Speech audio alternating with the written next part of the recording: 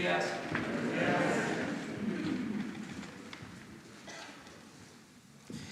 Bueno, pues iniciamos la semana deseando que nos vaya bien, que sigamos bien y de buenas.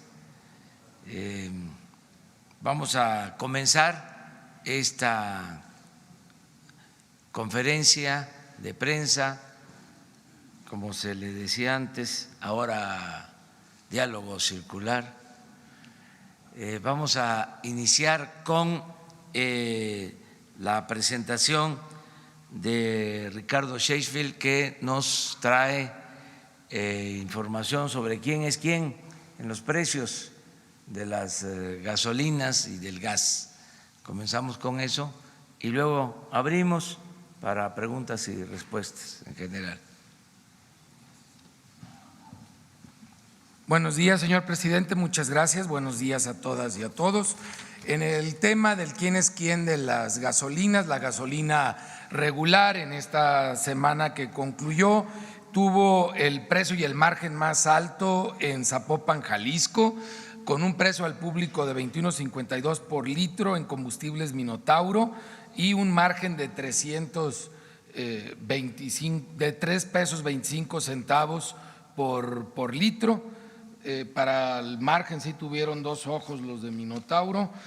En el caso de la más económica en gasolina regular, con un margen de 19 centavos y un precio al público de 17 pesos con 80 centavos por litro, lo encontramos el precio y el margen más bajo en Grupo Divala, en Centro Tabasco.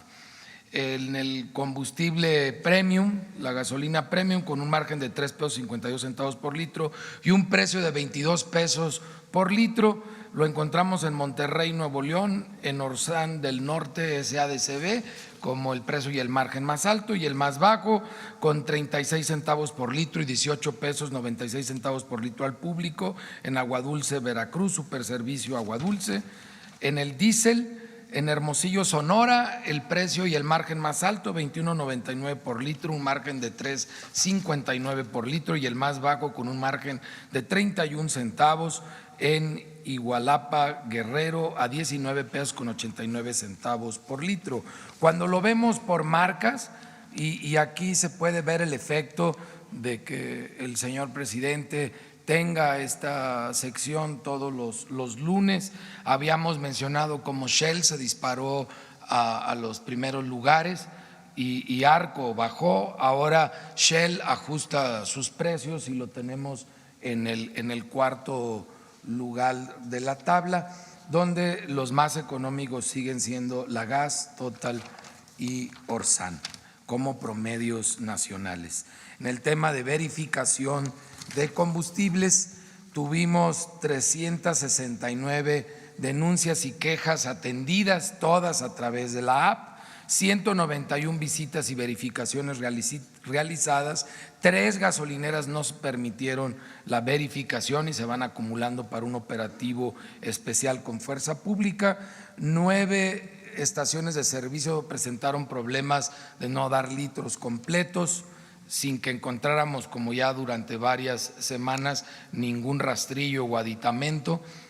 Yo creo que afortunadamente los han estado retirando las estaciones de servicio, porque seguimos desarmando nosotros la bomba en la parte en la que pueden o colocan este tipo de aditamentos. Fueron 12 bombas que fueron inmovilizadas por este motivo. Las gasolineras que no se dejaron verificar fue Servicio del Centro en Irapuato, Guanajuato, Servicios Energéticos Avenida Central en Ecatepec de Morelos, Estado de México, y Estación California en Comondú, Baja California. Tenemos ya 102.159 descargas bajo los dos sistemas, el de iOS y el de Android, con muy buenos comentarios por parte de los usuarios, a quienes les agradecemos que nos siguen retroalimentando para continuar perfeccionando la app. Son instrumentos que se perfeccionan a través del uso de los consumidores y que les recuerdo es una app gratuita. Los precios registrados ya en campo, que son los precios levantados a través de la API, los que ahí se reportan. Tenemos la gasolina regular más económica a 17.59 en Coatzacoalcos, Veracruz, mientras que la más cara está a 21.80 en Talpa de Allende, Jalisco. La gasolina premium más económica 18.96 en Aguadulce, Veracruz, y la más cara 23.10 en Bahía de Banderas, Nayarit, que por cierto Bahía de Banderas lleva muchos meses destacándose lamentablemente como uno de los municipios que más caro venden el combustible, en particular el premium. Y la gasolina diésel a 19.29 en Veracruz por litro, la más baja, y la más alta 23 pesos con 14 centavos en Churumuco, Michoacán. Nos vamos al quién es quién en el gas LP. Y en los tanques estacionarios encontramos el margen más alto y el precio más alto en Central de Gas Chihuahua, con un precio al público de 19.99 por litro y un margen de 5 pesos con 23 centavos por litro. Sigue habiendo un margen muy alto en este tipo de producto. Y el margen más bajo, 1 peso 92 centavos en Central de Abastos de Tehuacán, en Santiago Mihuatlán, Puebla, a 6 pesos 87 centavos por litro para tanques estacionarios, que también se ha destacado por tener de los precios más bajos en todo el país ya por varios meses. En cilindros de gas, que es el consumo más popular, tenemos un margen de 8 pesos con 11 centavos como el más alto del país en Los Cabos, Baja California Sur, y un precio al público de 20 pesos con 50 centavos por kilo, mientras que el más económico lo presenta Servigas en Tarímbaro, Michoacán, con un margen de 3 pesos 51 centavos y un precio al público de 14 pesos con 8 centavos por kilo.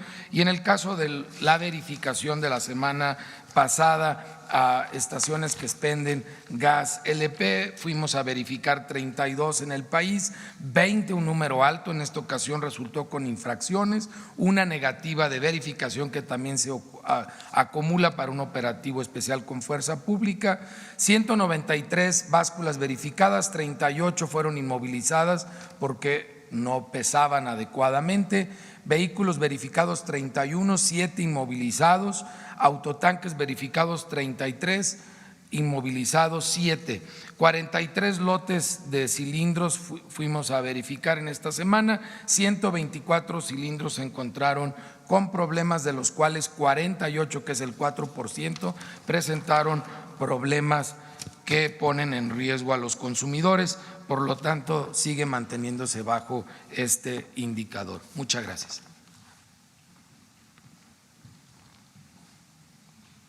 Pues esta es la información. ¿No hay nada sobre esto? No, ya quieren entrar al grano, que lo demás puede esperar, pero empezamos contigo.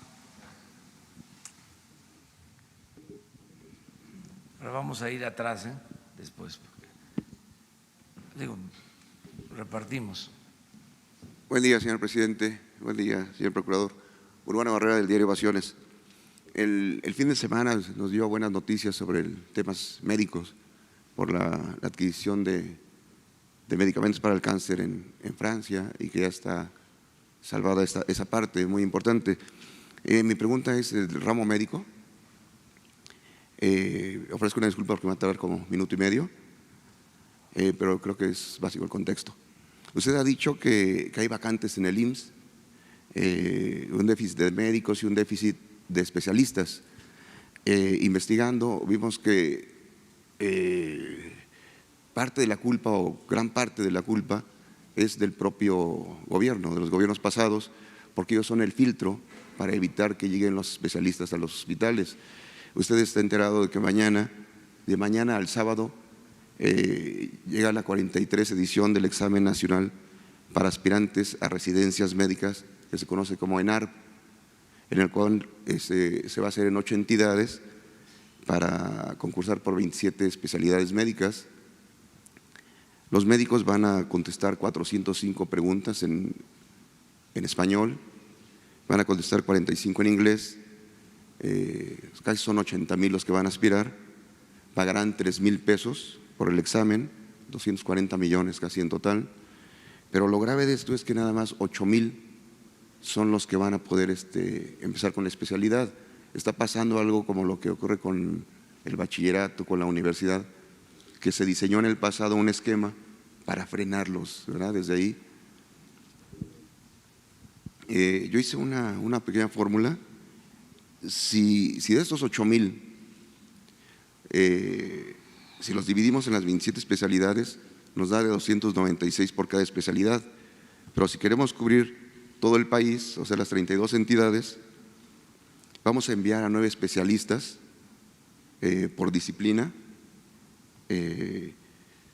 pero si los queremos mandar a un estado como Oaxaca, donde tiene 570 municipios, nos tocaría como de a pestaña de cardiólogo, de un dedo de ginecólogo, o sea, o en el peor de los casos se van a concentrar en las cabeceras municipales, como usted dice, o en las ciudades principales.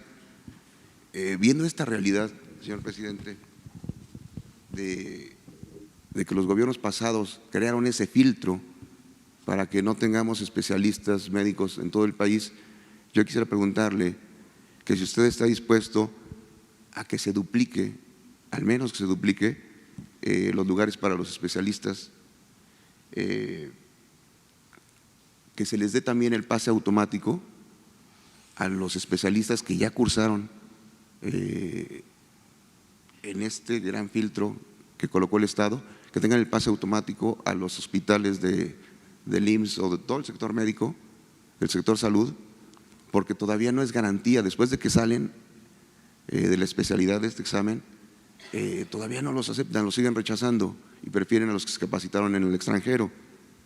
Que se transparente qué se hace con estos 240 millones nada más del puro examen, que se suspendan los contratos de 1, 3, 6 meses. Por ejemplo, en la Ciudad de México hay muchos médicos que ahorita se les deben 6 quincenas, y no estamos hablando de Chiapas, de Oaxaca, de la Sierra de Puebla.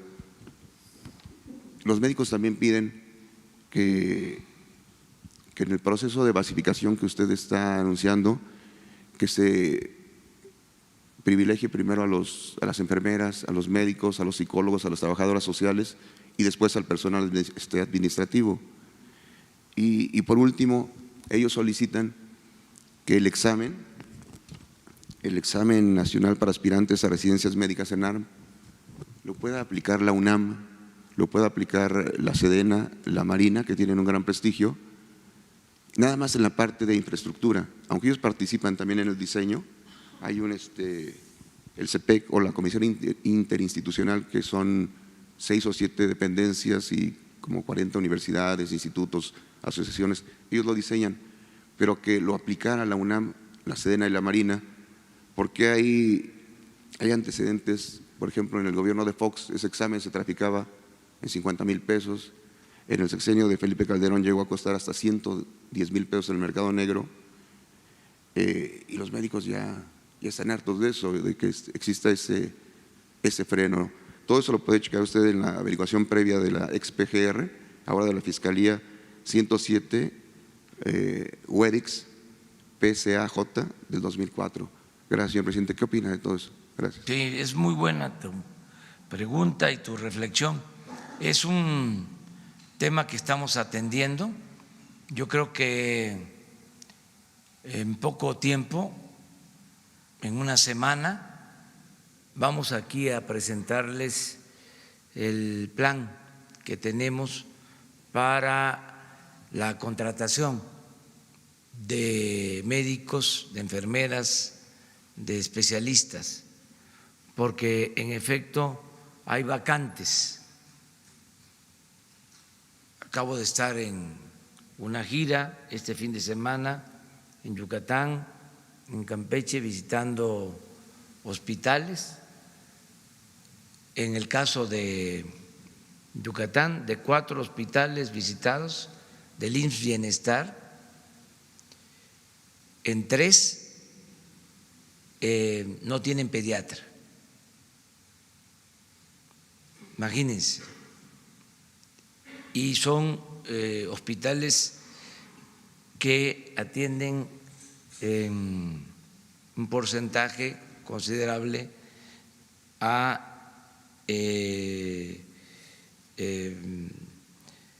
mujeres con embarazos. Son hospitales en donde nacen mínimo 2 niños diarios. Hay hospitales en donde nacen hasta 5 o 6 diarios, pero mínimo 2, y que no haya pediatra. Estamos hablando de el mejor servicio, porque con relación al sector salud está mejor el IMSS Bienestar. Y el que está todavía en peores condiciones es el ISSSTE. Entonces, estamos atendiendo esto, son 4 acciones que se van a aplicar de inmediato. Ya estamos trabajando, que no falten los medicamentos, que no falten los médicos y las enfermeras, que se mejore la infraestructura y que haya un proceso de regularización en todos los trabajadores del sector salud. Ese es el planteamiento en general. Yo estoy proponiendo y estamos trabajando con el secretario de Salud, con el director del Seguro, del ISSSTE, para hacer una convocatoria en el caso de los médicos y, en efecto, resolver todos estos obstáculos, todas estas trabas, facilitar que los médicos puedan trabajar en el sector público, en el sector salud. Estamos también definiendo un tabulador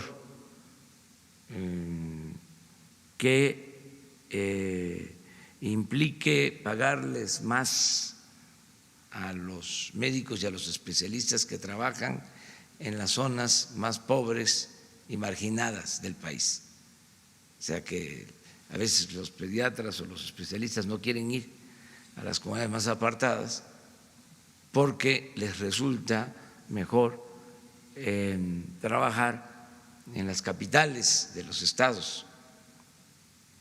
Además, lo cierto es que combinan el trabajo en el Seguro, en el ISSSTE, incluso en la Secretaría de Salud, con consultorios o con el trabajo que realizan en consultorios y complementan de esa manera sus ingresos. Esto yo lo considero legal y legítimo, pero también en las comunidades apartadas, donde hay más pobreza, donde se necesita más, pues se requieren los médicos y se requieren los especialistas. Entonces, una forma de estimular, de que vayan a dar este servicio social, porque aunque se les pague, es la medicina pues una profesión eminentemente humanitaria, deben atenderse primero los que más necesitan de la salud, de la atención a la salud. Entonces estamos viendo esto, o sea, y yo considero que para una semana, 10 días, aquí vamos a hacer la convocatoria para contratar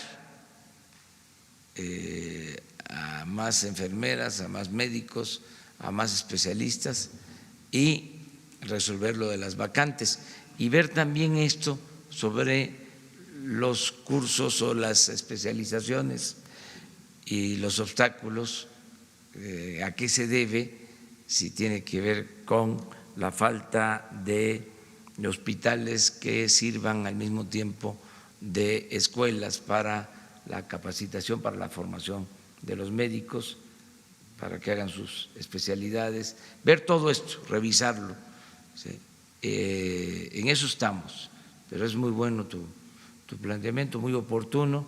Por eso decidí visitar todos los hospitales, para que no me cuenten, porque no es lo mismo estar aquí, recibir un reporte, que ir y ver cómo está el hospital, el equipo, las medicinas, escuchar a los médicos, escuchar a las enfermeras, escuchar a la gente, el trato que les dan, en fin, todo esto.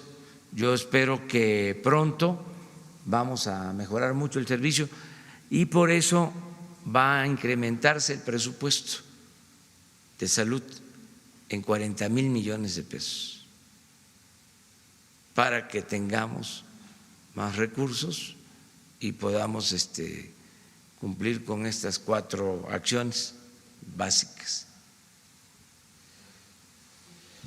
A ver, pero bueno, tú y después, para que quedó pendiente, Jocelyn Gutiérrez y Claudia Guerrero, ¿sí? Okay. Muchas gracias, tú presidente. También, eso me acuerdo. Muchas gracias, presidente. Rafael Herrera, corresponsal de Sin Censura con Vicente Serrano. Me acuerdo. Buenos días, presidente. Rafael Herrera, corresponsal de Sin Censura con Vicente Serrano. Hace unos días usted hablaba de ética empresarial, presidente, y también ha dicho que la prensa se regula con la prensa. Déjeme pedirle su opinión sobre lo que publicó el conductor de Sin Censura, Vicente Serrano, hace unos días. Hay mano política en medios de comunicación. ¿Qué tan importante resulta para su gobierno y esta cuarta transformación separar el poder político del poder mediático? Fuera máscaras. El dueño de Animal Político se llama Gerardo Márquez Camacho y es miembro de una familia con vínculos priistas en Hidalgo, como David Penchina, el exdirector de Infonavit, que usted mismo ha dicho que ganaba 700,000 pesos al mes, y Miguel Ángel Osorio Chong, el exsecretario de Gobernación de Peña Nieto. Debe investigarse a esta familia que presuntamente fue beneficiada durante la gestión de Penchina en Infonavit, que llevó a construir miles de casas de interés social. ¿Protegen en Animal Político a Penchina y a Osorio Chong? Con estos antecedentes, presidente, también publicamos que Animal Político es uno de los verificadores de contenido de Facebook en México. Animal Político define qué es verdad o qué es fake news. Y yo le pregunto, ¿y quién verifica al verificador? Por eso le pregunto, ¿qué tan importante es para usted, presidente, separar el poder político del poder mediático? Muchas gracias. Bueno, miren, yo creo que lo importante, lo esencial es separar el poder político del poder económico. Esa fue la recomendación que me hizo uno de mis asesores, un migrante en San Quintín, que lo escuché y estoy totalmente de acuerdo con lo que me expresó hace como 2 años, año y medio, en una gira allá por San Quintín. Me dijo, licenciado, así como el presidente Juárez separó el poder civil del poder de la Iglesia, porque a Dios lo que es de Dios y al César lo que es del César, ahora la reforma que se necesita es separar al poder económico del poder político.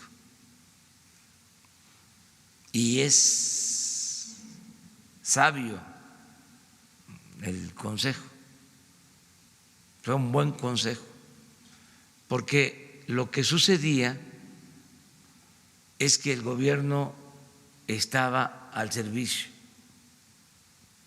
de una minoría, era un comité al servicio de grupos de intereses creados. Entonces, cuando se da la separación de poder económico con poder político, pues el gobierno representa a todos, a ricos, a pobres, a los que viven en el campo, a los que viven en la ciudad, a los que son creyentes, a los que no son creyentes, a todos los mexicanos.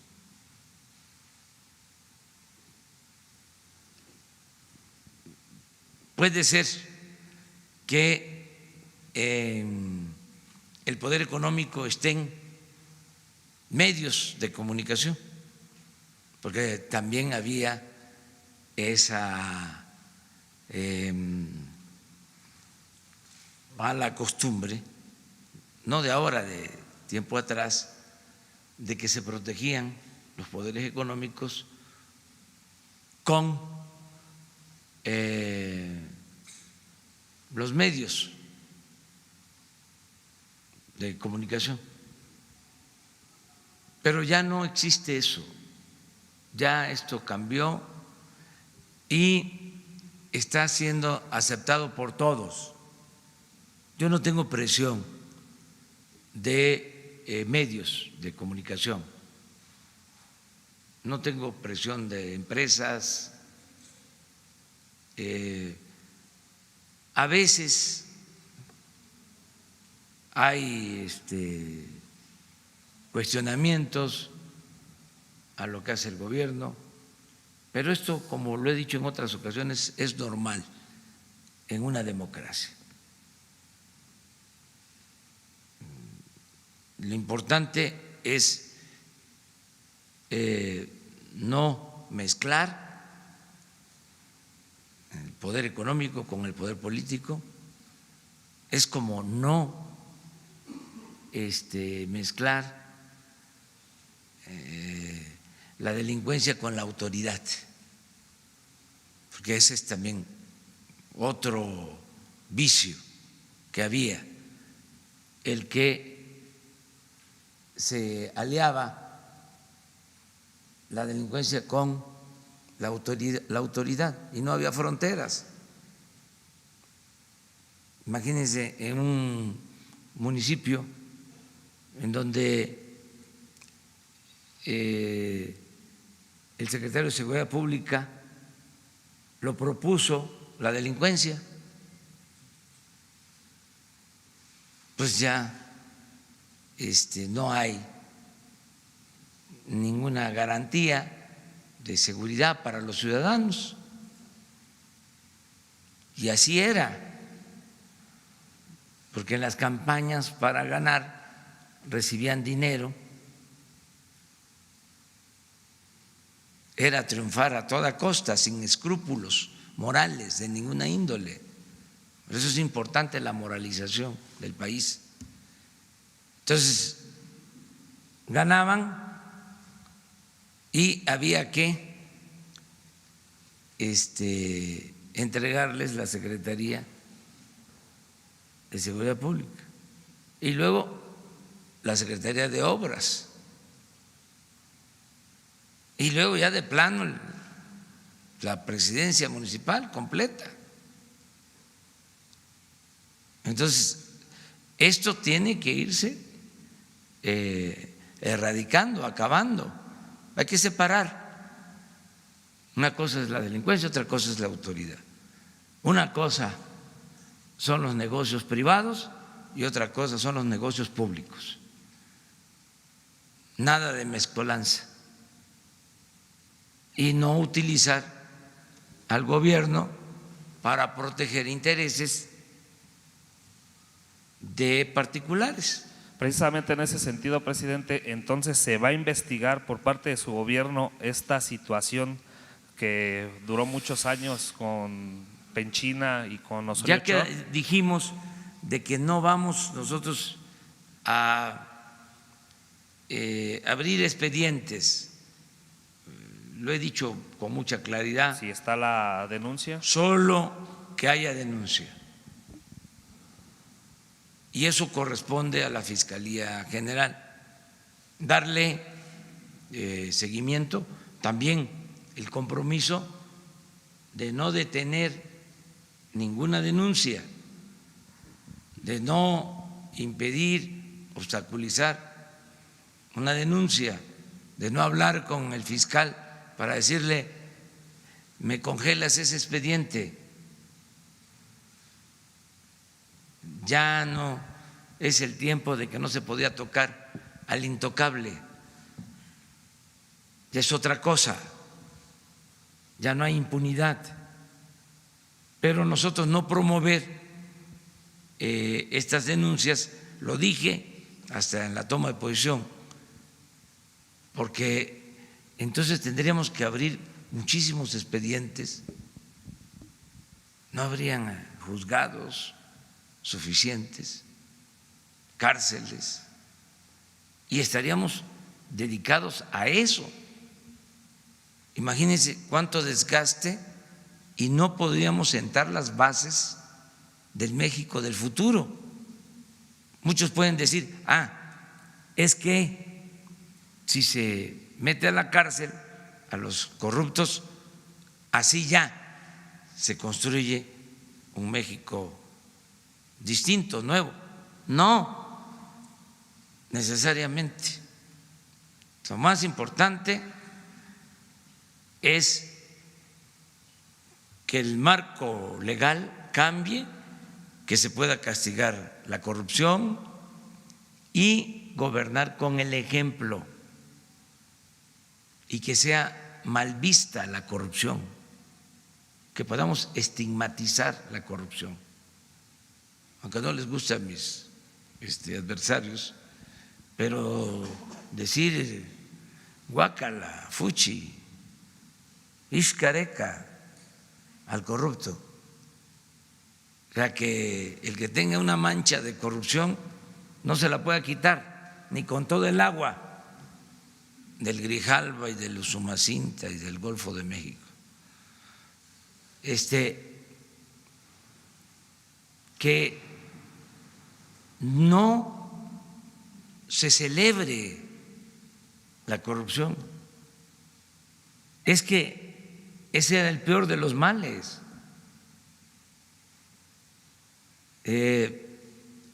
No perdían ni siquiera su respetabilidad. Además, llegó al extremo de que no se sentían corruptos y podían decir que el que se robaba una bolsa en el mercado o una cartera era un ladrón, y ellos estaban haciendo negocios, business. Entonces, es un cambio completo. Ya no se permite la corrupción y hay esta separación de poder económico con poder político. Esto no significa que no se pueda hacer negocios en el país, claro que sí. No podríamos sacar adelante a México solo con la inversión pública, se requiere la inversión privada, pero es un proceso para que las empresas privadas, particulares, también actúen con un código de ética. Yo les comentaba que hace poco una asociación de grandes corporaciones de Estados Unidos, que durante 50 años tenía como propósito obtener utilidades, acaba de reformar sus propósitos y en un código de ética ya establece que no solo las empresas deben de buscar las utilidades, sino que tienen que estar atentos para que sus trabajadores obtengan buenos salarios, buenas prestaciones, que las empresas no deben de afectar el medio ambiente, que tienen que actuar con honestidad. Todos son los cambios que se están dando en el mundo. Nosotros nos da mucho gusto porque esto es lo que venimos haciendo. Y esa decisión la tomaron después de que nosotros hemos decidido erradicar la corrupción en el país y hemos hablado también de las empresas y de su responsabilidad ética y que haya utilidades razonables, utilidades justas, no atracos, porque a veces era conseguir un contrato, hay casos documentados en donde se recibía el anticipo para vender algo. ¿Se acuerdan de los carros tanques de Pemex? Que se dieron los anticipos y nunca se hicieron los carrotanques. O sea, se quedaban con el anticipo. Y ahí está en un juzgado el litigio. Se van a pleito. Ahora que estuve también allá en la península de Yucatán, pasé por Ticul, hay un hospital que lo dejaron inconcluso, una empresa que tiene 3 hospitales inconclusos.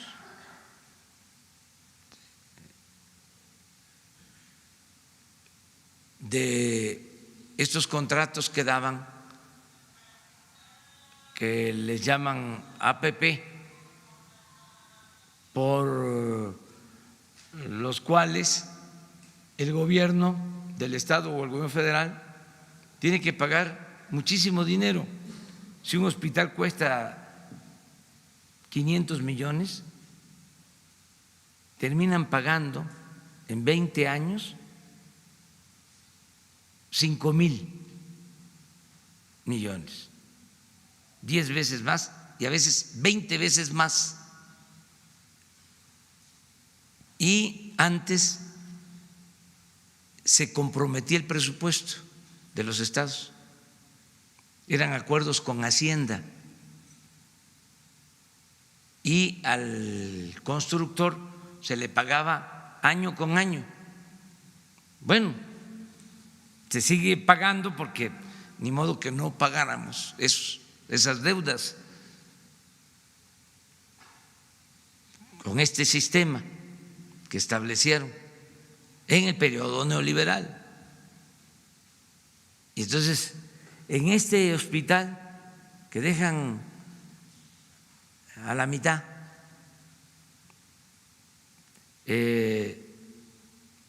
lo contrata un gobierno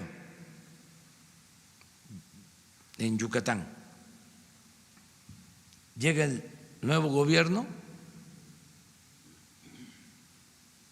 y revisa de que no estaban cumpliendo, no estaban avanzando en la construcción y decide cancelar el contrato.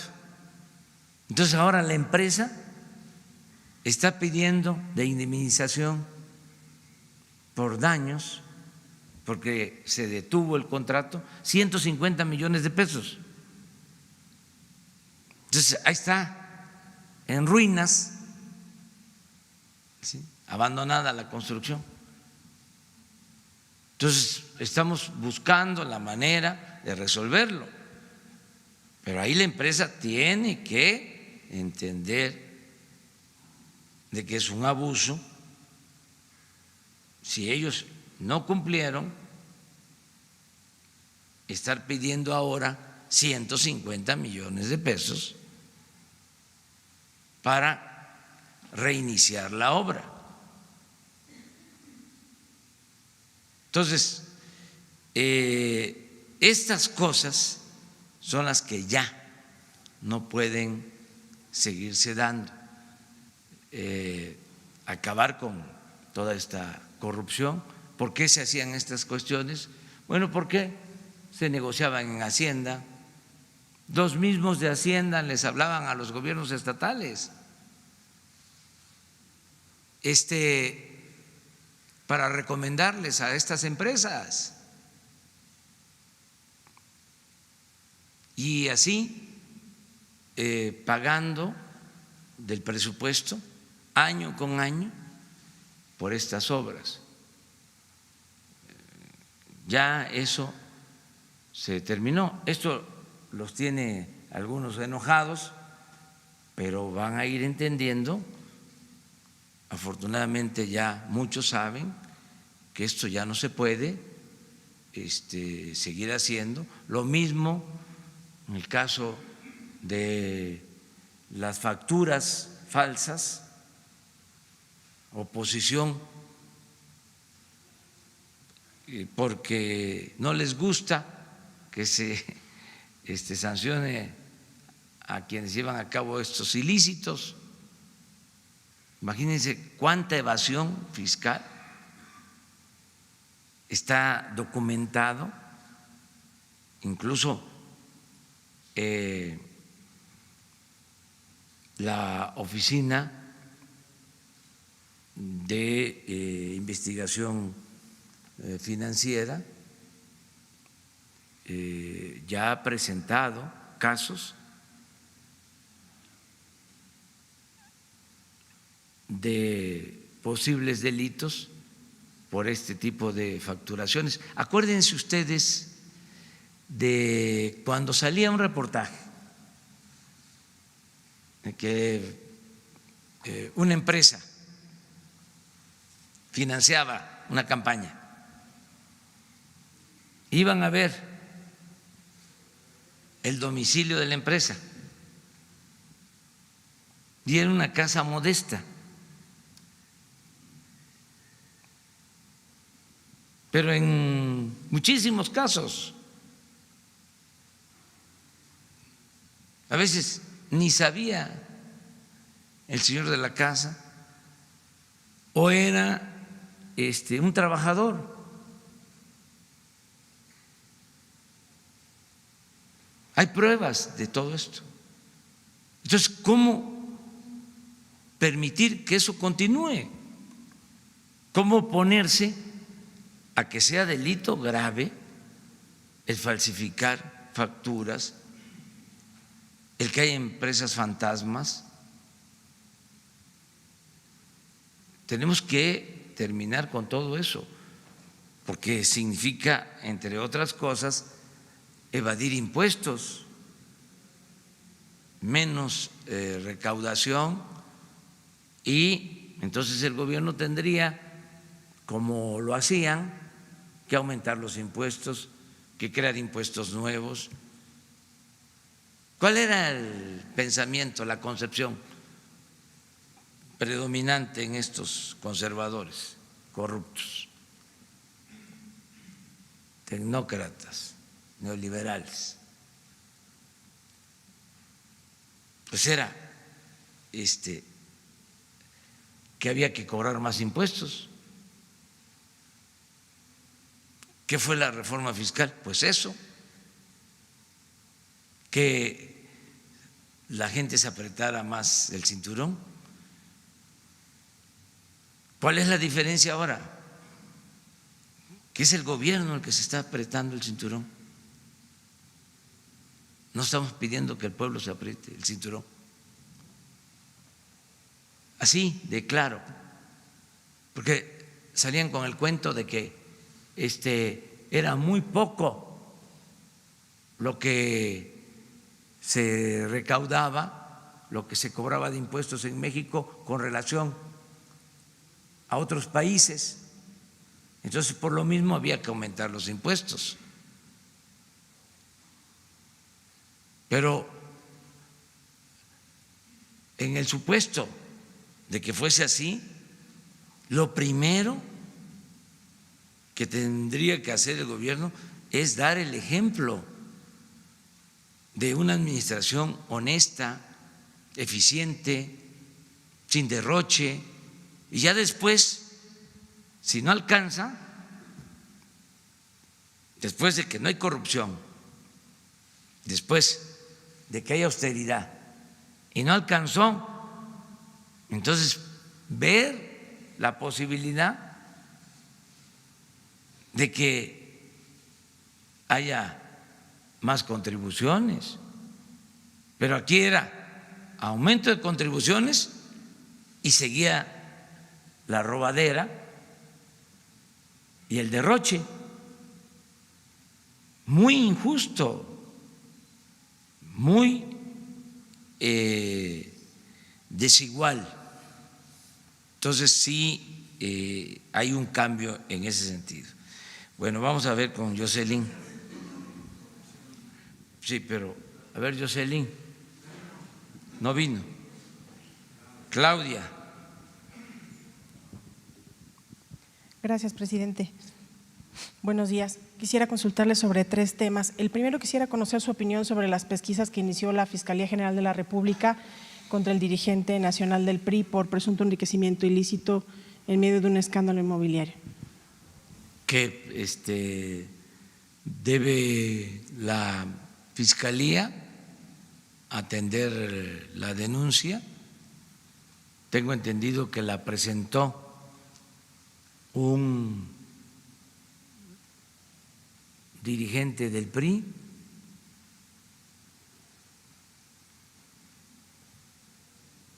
que fue gobernador de Oaxaca, Ulises Ruiz. Entonces, la Fiscalía tiene que atender todas las denuncias que se presenten de cualquier ciudadano y esclarecer los hechos. Hay que esperar a que la Fiscalía resuelva, no adelantarnos a los resultados y tener confianza en la Fiscalía. Eso es importante. Por ser dirigente de un partido de oposición, ¿cree que se pueda prestar a un asunto de interpretación de persecución política? No, porque cada vez es más claro de que nosotros no actuamos de manera perversa. Nosotros no somos como los anteriores gobiernos que usaban la Procuraduría para perseguir a los opositores o para fabricarles delitos o para protegerlos a los presuntos delincuentes. Nosotros hemos dicho muchas veces que al margen de la ley nada y por encima de la ley nadie. Cero corrupción, cero impunidad.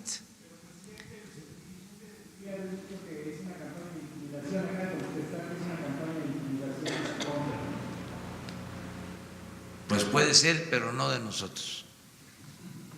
Digo, nosotros no usamos esos procedimientos. Presidente, el segundo tema que le quería plantear es sobre la elección interna de Morena. Usted sugirió la posibilidad de que la renovación de la dirigencia se diera a través de una encuesta, pero la Comisión de Honestidad del partido sostiene que ese método no está vigente porque no se contempla en los estatutos.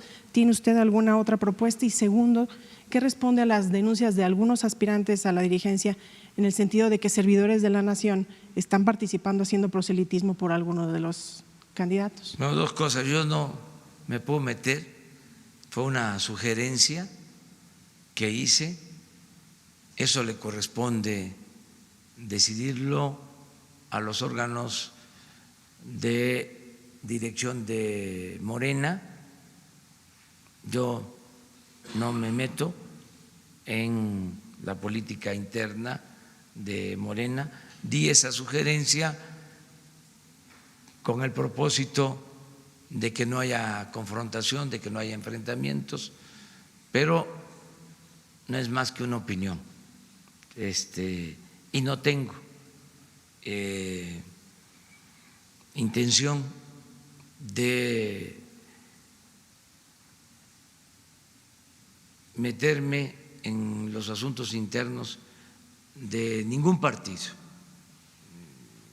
No lo voy a hacer. Tengo como responsabilidad gobernar al país y no puedo ser jefe de grupo, de facción o de partido. Soy el representante de todos los mexicanos. Y sobre el uso de servidores de la nación al interior de la… Que si actúan de manera facciosa y participan utilizando recursos o dedicando el tiempo de trabajo en el gobierno para favorecer a candidatos o a partidos, están cometiendo un delito. Y recuerdo, aprovecho para recordar que los delitos electorales son delitos graves y que existe una fiscalía electoral que atiende estos asuntos, de modo que si hay elementos y hay pruebas, que se presenten todas las denuncias a la Fiscalía Electoral. Es importante que se sepa que existe una Fiscalía Anticorrupción donde hay que llevar todas las denuncias y existe una Fiscalía Electoral y que la corrupción y el fraude electoral son delitos graves, son de los cambios que se han logrado. Entonces hay que darles trabajo a esas dos instituciones y a lo mejor, no a lo mejor, es seguro que el 90% de los mexicanos no sepa que existen estas dos instancias, estas dos oficinas, estos dos órganos de gobierno y que nos tienen que ayudar.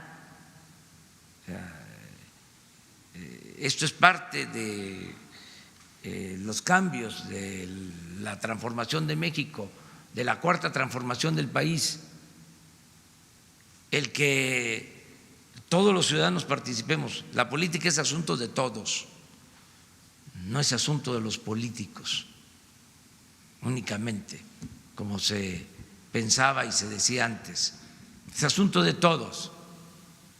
Si se sabe de que un funcionario, un servidor público está haciendo labores partidistas, hay que denunciarlo. Y mucho más si está utilizando recursos del presupuesto, que es dinero de todo el pueblo, que no debe de utilizarse para favorecer a ningún partido.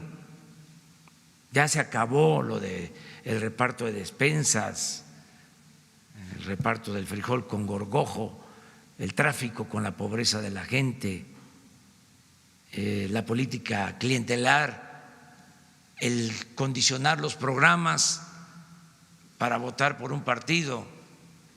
Eso se va a la historia, al basurero de la historia.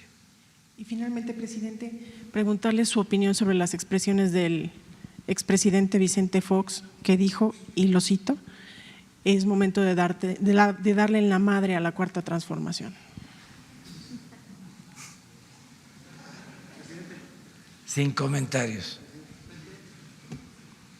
A ver, pero quedamos aquí contigo. Buenos días, presidente. Alberto Rodríguez, SDP Noticias. Quiero preguntarle sobre la renuncia de Pedro Salmerón al Instituto Nacional de Estudios Históricos de las Revoluciones de México, un nombre un poco largo, por estas declaraciones que dio la semana pasada sobre que eran unos valientes los miembros de la Liga Comunista 23 de septiembre que terminaron enfrentándose con unos guardaespaldas y matando a un empresario regiomontano en los años 70. Su opinión sobre pues, esta polémica y la salida de este servidor público que era particularmente que apoyaba mucho a la Cuarta Transformación, digámoslo así. Y por otro lado, se dice que en el presupuesto 2020 va a venir un recorte de al menos 4,000 servidores públicos, principalmente en la Secretaría de Hacienda. Si nos podría explicar bien cómo va a estar esto. Bueno, acerca de lo primero, lamento mucho que Pedro Salmerón haya presentado su renuncia por un texto, ¿no?, que escribió sobre un acontecimiento lamentable que se presentó en Monterrey y que le costó la vida al señor Garzazada. Pedro Salmerón es uno de los mejores historiadores de México. En lo académico, hablando de grados, doctor en historia de la UNAM. Pero más que eso, es un investigador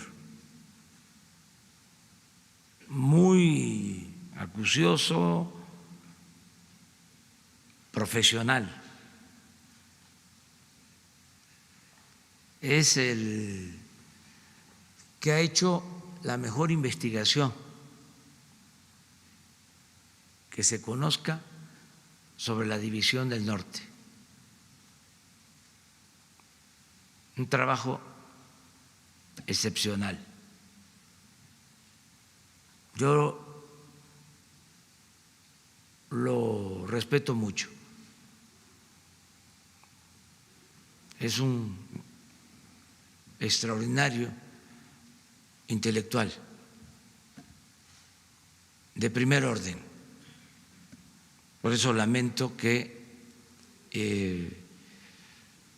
por el texto se haya generado toda una polémica, pero al mismo tiempo también considero que hay que evitar la confrontación. Hay que ir al cambio por el camino de la concordia.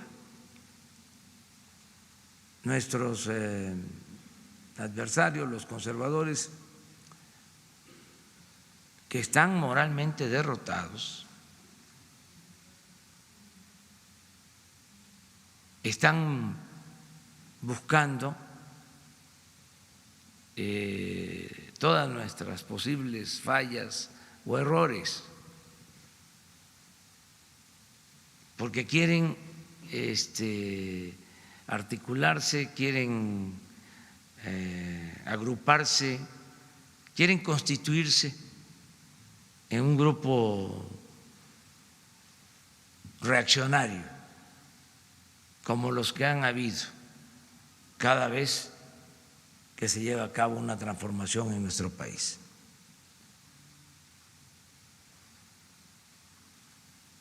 Entonces, no hay que dar ningún motivo.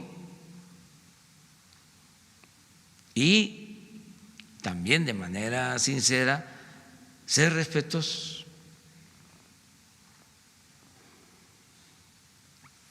Yo me he tenido que autolimitar mucho, no saben cuánto. Sí.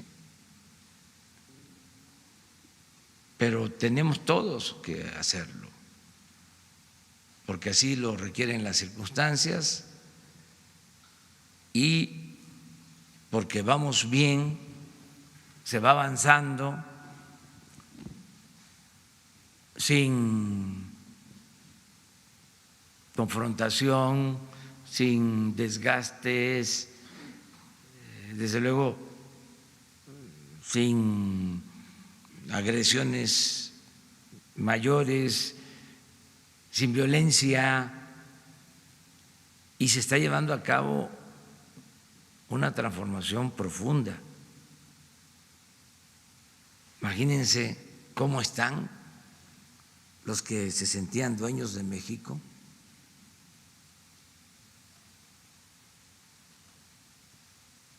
Los que no pagaban impuestos,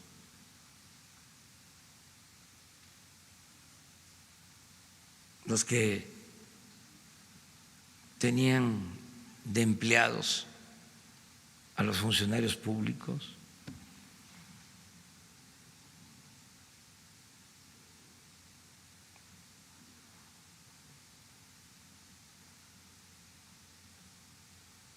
Entonces sí hay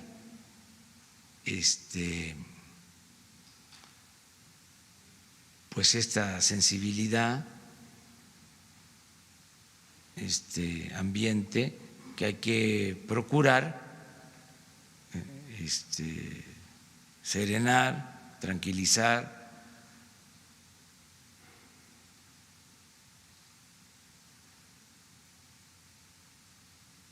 Ya pasó esto de Pedro, ayudó mucho su decisión porque de esa manera se deja sin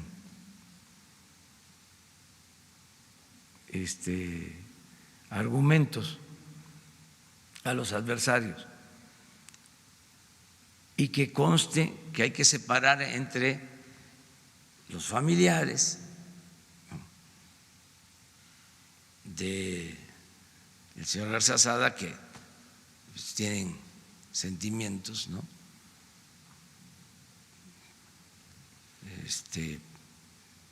Pues de dolor por haber perdido a un ser querido, y los amigos también, separar eso con los adversarios políticos nuestros, ¿no? Por ejemplo, el que salgan los expresidentes y agarren esto de bandera, ¿no?, en contra de nosotros y demás. O sea, son cosas distintas. Desafortunado, presidente, ¿cree que no fue correcto el comentario? Es que él es historiador, o sea, es un investigador,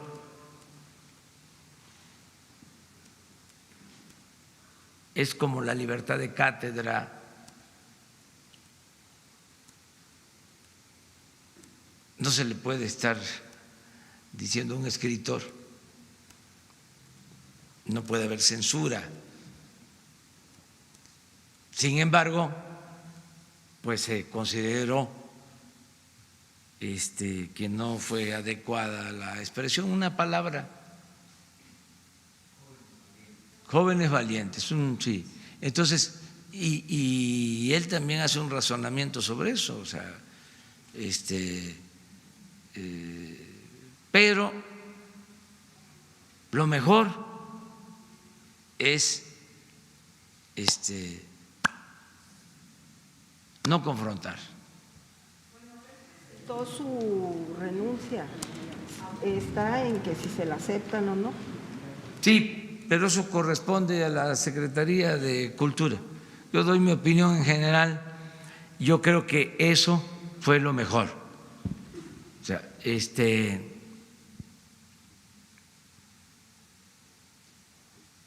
y les diría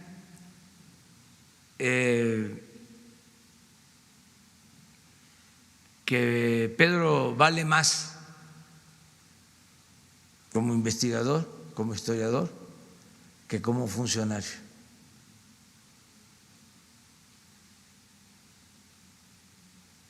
O sea, es un gran historiador, no un buen historiador, un gran historiador.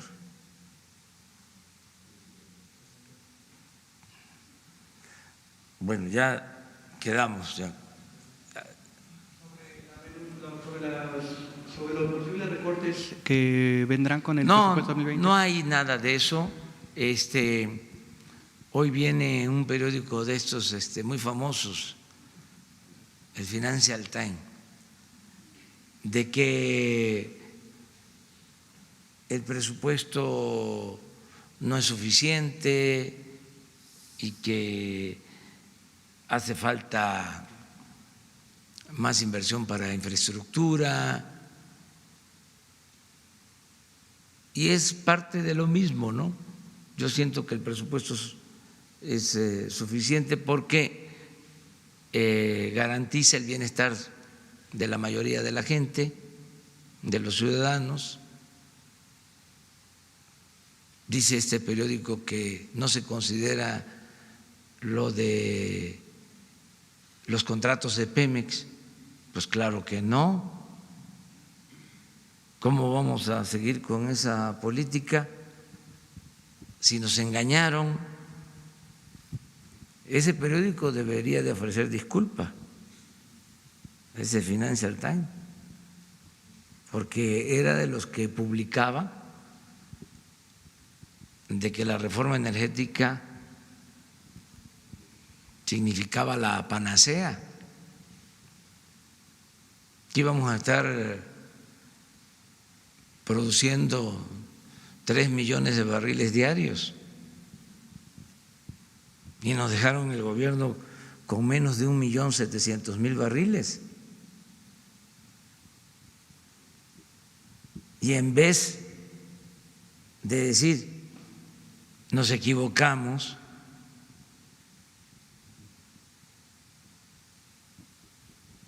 quiere más engaño, quiere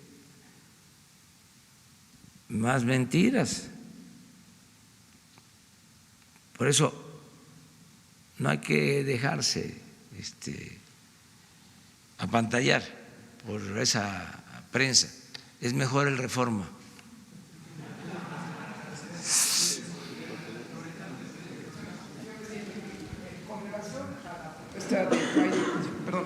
De Friday for Peace, que le dicen a usted debe expresarse ya con una declaración de alerta climatológica.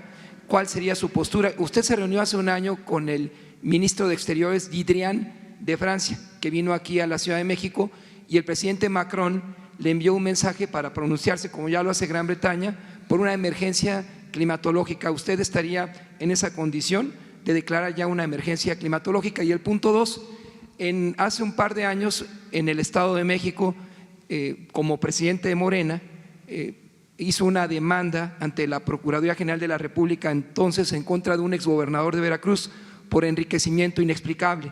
Por los acontecimientos que vi en Veracruz en estos días, ¿estaría usted en condición de dejar a su partido político dar seguimiento a esa demanda contra ese exgobernador de Veracruz? Bueno, acerca de esto último, yo no presenté ninguna denuncia formal en contra de nadie en el caso de Veracruz, que yo recuerde. No sé si me das más elementos. Sí, en el Estado de México, antes de la elección de gobernador. En el Estado de México. Ahí hizo usted que iba a ir a la Procuraduría General de la República a demandar a un exgobernador de Veracruz por enriquecimiento inexplicable. No lo hice. No lo hice. No estoy tan seguro, porque sí presenté denuncias. En su momento presenté denuncias contra Salinas, contra Zedillo, contra Fox, contra Calderón. ¿Sí? Por eso considero tener autoridad moral, porque cuando fui opositor presenté denuncias con pruebas, las archivaron o no les dieron seguimiento. Presenté una denuncia contra el presidente Peña por lo que consideré traición a la patria cuando la reforma energética. O sea, pero esa que me menciona no me acuerdo, o sea, pero ahora no puedo yo estar presentando esas denuncias, ya he dado mi opinión, ¿sí? En su momento tenía yo no solo que hacer la denuncia pública en la plaza, sino ir a presentar ante una autoridad competente. Siempre lo hice cuando fui opositor. Ahora ya no me corresponde, ya ahora no puedo hacer eso. Y por último, en cuanto a la emergencia climática. Sí, más que declarar emergencia climática, lo que tenemos que hacer es llevar a cabo acciones para regenerar el medio ambiente, para reforestar, para limpiar el agua, para evitar que se siga contaminando tanto el agua como el aire, que no se siga destruyendo el territorio, y eso es lo que estamos haciendo. Yo estoy muy satisfecho porque estamos sembrando árboles maderables como nunca en el país. Es una lucha que se está dando porque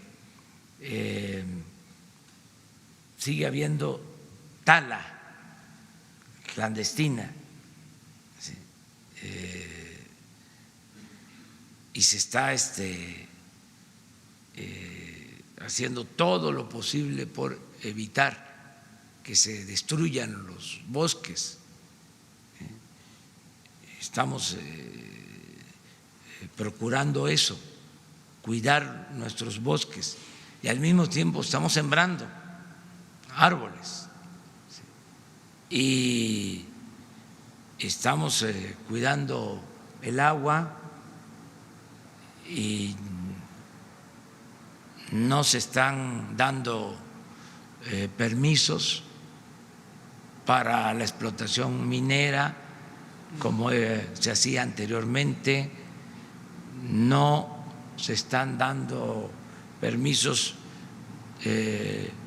para la explotación irracional del agua, e incluso hay más control del uso del agua en ciertas regiones donde se escasea de agua, donde no hay agua. Ya no podemos estar dando permisos para crear cuencas lecheras en el norte, donde no hay agua, o para que se construyan plantas cerveceras en el norte. Imagínense el permiso que dieron de construir una gran planta para producir cerveza en Mexicali. Eso no se quiere poner una planta para producir cerveza, en el caso que se necesitara, ¿sí?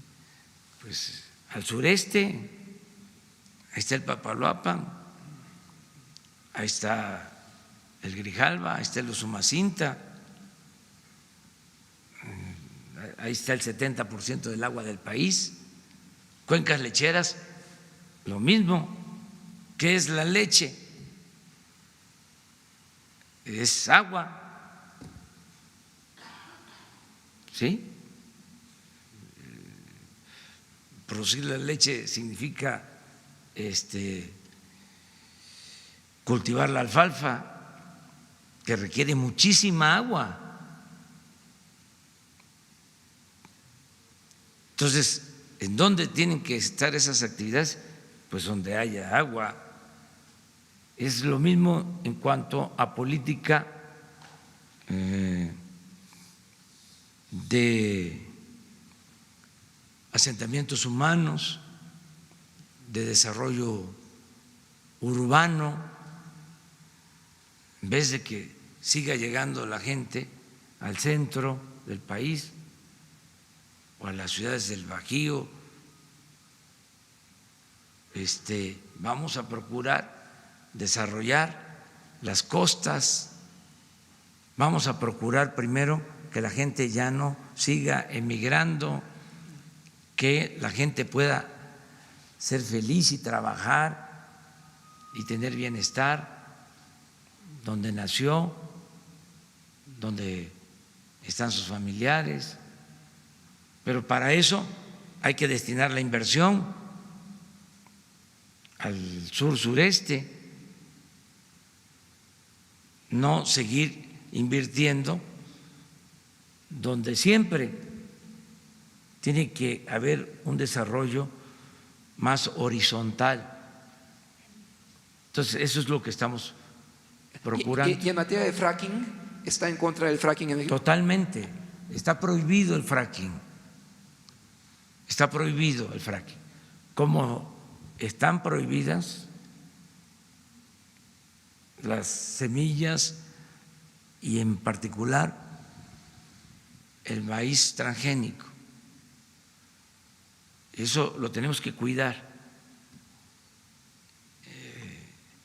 y cuidar nuestro medio ambiente. Además, es lo que vamos a heredar a las nuevas generaciones. Tenemos que cuidar el medio ambiente.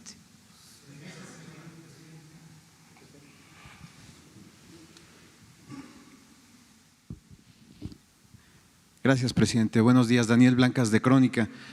Sobre el tema que ha tratado hoy, que tiene que ver con contrabando, que tiene que ver con evasión fiscal, con factureras, en los últimos días, en las últimas semanas, tuve oportunidad de recorrer zonas textileras del país y el retrato que traigo es un retrato desolador.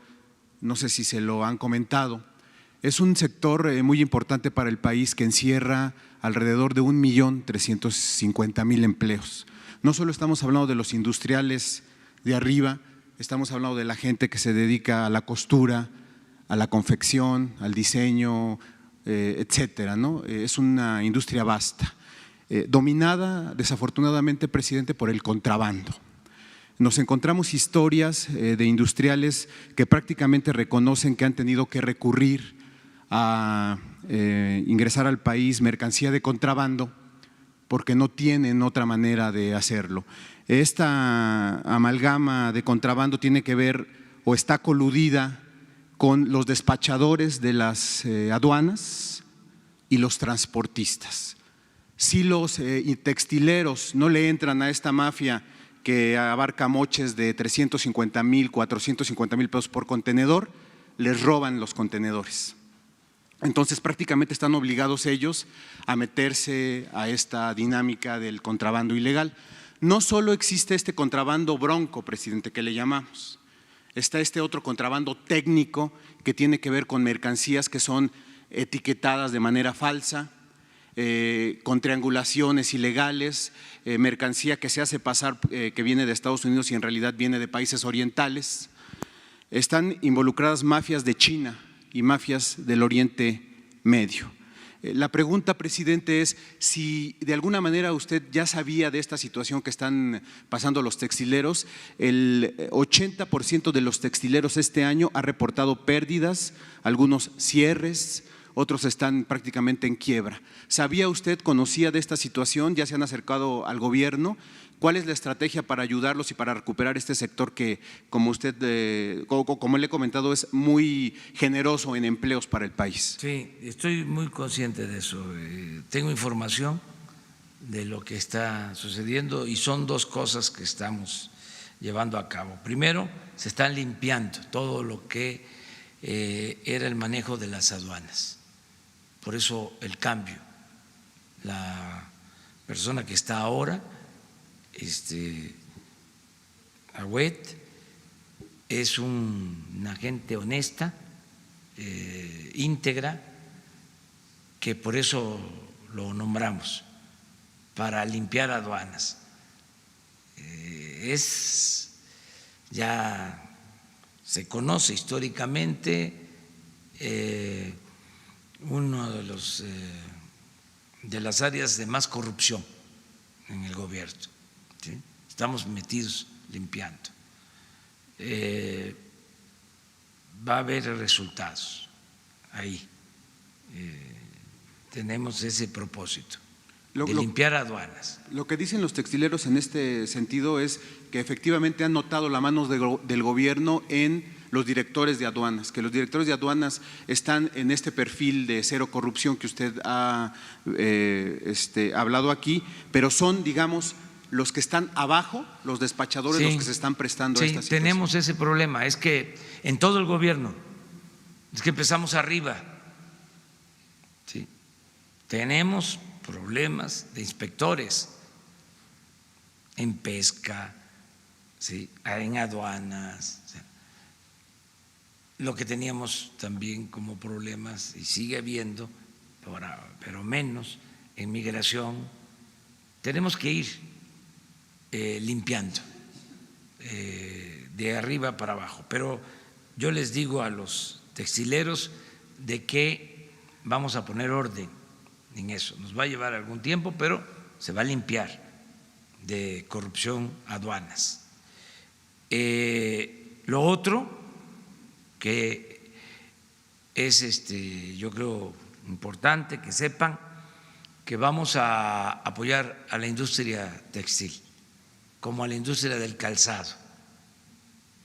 Tenemos 5 objetivos en lo relacionado con las actividades productivas.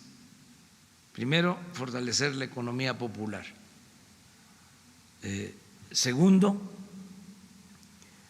apoyar proyectos estratégicos para el desarrollo de México, como el Tren Maya, el Istmo de Tehuantepec, el fortalecimiento del sector energético. Ya les puedo dar como noticia buena que pasamos del 38% de capacidad productiva en las refinerías al 50%, que ese es un buen dato, del 38 al 50% de capacidad instalada en las refinerías. Estamos produciendo más gasolinas en todas, en las 6 en total. Entonces, pero esa es la segunda. La tercera es fortalecer el mercado interno, y aquí viene lo del apoyo a textileros. Vamos a utilizar a la banca de desarrollo para otorgar créditos baratos, para apoyarlos, ¿sí? Y fortalecer la industria textil y la del calzado, entre otras industrias que generan empleos en el país y que reactivan el mercado interno. El punto 4 es un acuerdo que ya se está construyendo con la iniciativa privada de México para dar facilidades de inversión. Y el punto 5 es inversión extranjera y comercio exterior. Entonces, ¿por qué hablo de estas 5 acciones? Porque una de ellas va destinada a apoyar la industria textilera. Y es muy bueno tu diagnóstico, eso es lo que está sucediendo. Estoy consciente y estoy informado y no solo estoy preocupado, estoy ocupado, estoy trabajando en eso. Presidente, con respecto a estas figuras que tienen que ver más en el ámbito de la Secretaría de Economía, estos programas que están siendo mal usados por los contrabandistas, hay por ejemplo, le pongo un ejemplo, hay un programa en el que México puede fungir como país tercero en custodia de mercancía. Hay una figura avalada por la Secretaría de Economía. Entonces, los contrabandistas utilizan esta figura para internar al país mercancía ilegal, haciendo pasar que en realidad es algo temporal y después va a ir a otros países, pero no, entonces es una farsa, lo utilizan para meter mercancía a precios muy bajos, subvaluada, y eso le está dando, perdón por la frase coloquial, en la torre a todos los textileros nacionales. Sí. ¿Estas figuras también se van a tocar, presidente? Sí, te está escuchando, te está viendo. La secretaria de Economía, seguramente, sí, Graciela Márquez, y lo vamos a ver esto, porque hay abusos en todos estos permisos, todas estas normas que se han venido creando, que han dado pie a que se den actos de corrupción. Pero estamos cerrando el paso, evitando que haya corrupción. ¿Habrá oportunidad de que pueda venir el director de aduanas, presidente, sí, y la secretaria de Economía que sí, nos expliquen sobre esta situación? Sí, para contestar a esto. Además, a mí me sirve mucho, porque es parte de lo que estamos haciendo y me sirve en el sentido de que no dejemos de aplicarnos a fondo. O sea, si hay una investigación de parte de ustedes y obedece a la realidad, pues hay que aprovechar para darle seguimiento, atender el reclamo, la demanda y resolver el problema. Muchas gracias, presidente. Sí. Quedamos pendientes con esto. Bueno, dos más, ¿no?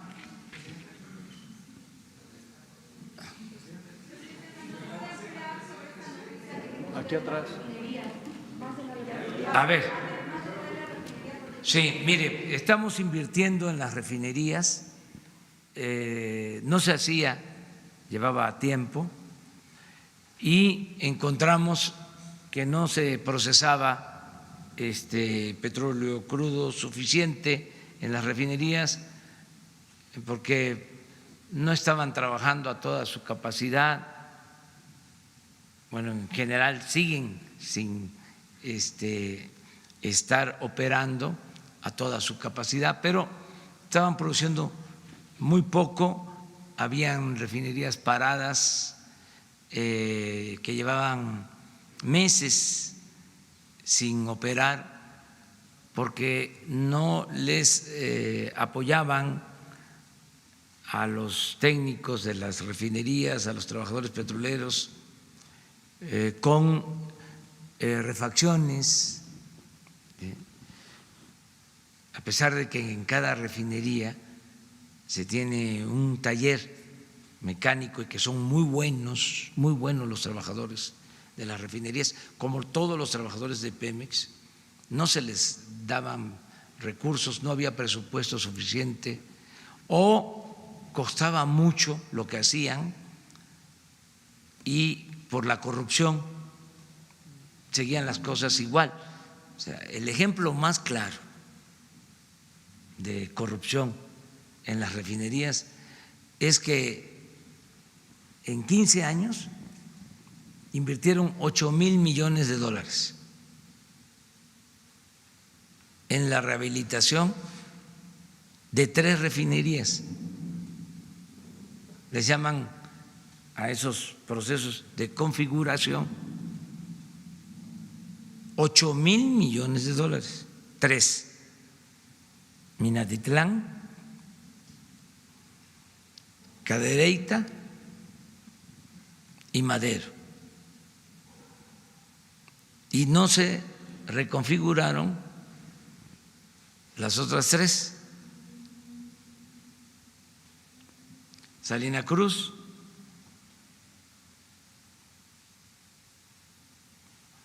Tula y Salamanca. Son 6. Bueno, fíjense, las 3 que no se reconfiguraron tenían más producción que las 3 que supuestamente se reconfiguraron, a donde se invirtieron los 8,000 millones de dólares. O sea, esto se puede probar. ¿Qué sucedió? Se derrochó el dinero, no se utilizó adecuadamente. Al final encontramos que estaban produciendo las refinerías en promedio 38% de su capacidad instalada. Este año la inversión inicial fue de 7,500 millones de pesos y se amplió a 5,000 millones de pesos más, 12,500 millones. Y se inició un proceso de rehabilitación de las 6 refinerías. Eso nos ha permitido hasta ahora aumentar la capacidad de producción al 50% en el conjunto. Les voy a traer el informe de cada una de ellas, cómo está y cuál es la proyección que tenemos hacia adelante. Queremos llevar al 75% para el año próximo, para finales del año próximo, las 6, porque vamos a repetir la inversión. Es decir, lo que se invirtió este año se repite para el año próximo. Esto nos ayuda mucho porque compramos menos gasolina al extranjero, pero yo les doy el informe completo. Le voy a pedir tanto al director de Pemex como a la secretaria de Energía que vengan a informarles, y también sobre el petróleo, sobre la extracción de petróleo, porque en eso también hemos avanzado. Primero se detuvo la caída, ya se estabilizó. Nada más para tener los datos. El año pasado se perdieron 200,000 barriles diarios en el transcurso del año. O sea, en enero del 2018 la producción era de 1,900,000 barriles y enero del 19 1,700,000. Pero la tendencia era en 14 años, pues para ser más exactos, 14 años de pérdida de producción, 14 años continuos de pérdida de producción. Y logramos este año estabilizar la caída. Eso fue lo primero. O sea, traemos el 1,700,000 barriles que recibimos en enero de producción, al día de hoy. Sí. Pero ya va a empezar a aumentar la producción. O sea, tenemos nosotros como cálculo 50,000 millones adicionales antes de que termine el año. O sea, y hemos logrado seguir avanzando en la perforación de pozos en 20 campos. Vamos bien. Sería bueno que se les informara a detalle sobre estas dos cosas. Voy a pedirle también al director de Pemex y a la secretaria de Energía que les explique. El tema que se dio a conocer sobre los medicamentos de tratamiento con cáncer, si nos puede dar más detalles sobre eso, para cuánto surte, cuál es la situación que se prevé para el próximo año, Se genera un por ejemplo. problema serio porque pues ustedes sabían de que había falta de estos medicamentos, dependen básicamente de una empresa que los produce. Habían 2 o 3, pero al final de cuentas esta empresa, ¿cómo le llaman ahora a los monopolios? Preponderante. La preponderante. Entonces, había una empresa preponderante, hay una empresa preponderante. No quiero yo adelantar vísperas, pero por falta de abasto o descuido o de manera intencional no se tenían los medicamentos, ¿sí? Y se tomó la decisión de comprarlos afuera. Me informaron de que era un asunto delicado y que incluso ya venía hasta la amenaza de que se iba a desatar una campaña en medios. Ese fue el reporte, pues, y no por la campaña, sino por la gravedad del asunto, cité con urgencia a una reunión a secretarios del gabinete, desde luego al secretario de Salud, al director del Seguro, al director del ISSSTE, al secretario de Hacienda, al oficial mayor de Hacienda, al secretario de Marina, al secretario de la Defensa,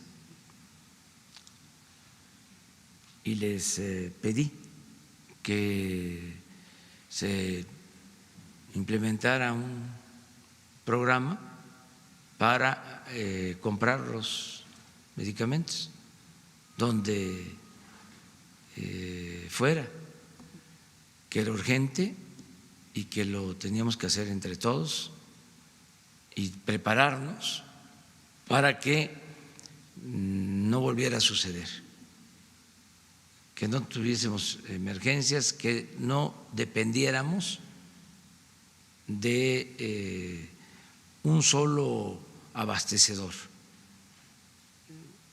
sino que tuviésemos opciones. Se vio legalmente si se podía hacer y la ley lo permite, que se compren los medicamentos en el extranjero. Y desde luego es un asunto de salud prioritario, y si seguimos teniendo estos problemas de abasto, vamos a seguir recurriendo a comprar en el extranjero. Este mismo esquema que se aplicó, ¿no? Se volverá a aplicar.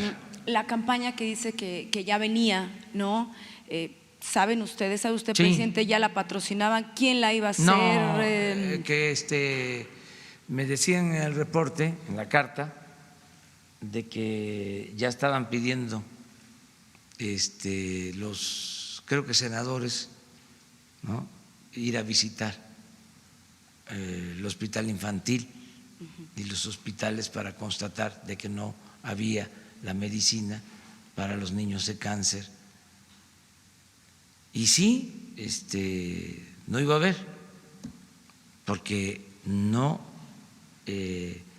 nos estaban abasteciendo de medicamentos. No, sencillamente no había, no estaba haciendo. Es que, aunque parezca increíble, es una medicina, según me explican, para tratar el cáncer, que, contrario a lo que podría pensarse, no cuesta mucho. Es importantísima, ¿no?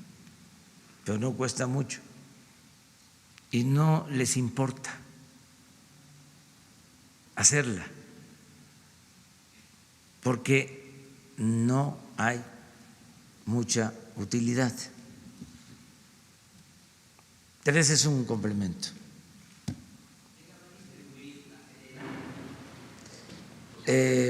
Marina nos está ayudando a eso. Es que estamos viendo eso de manera conjunta, todo el plan de salud.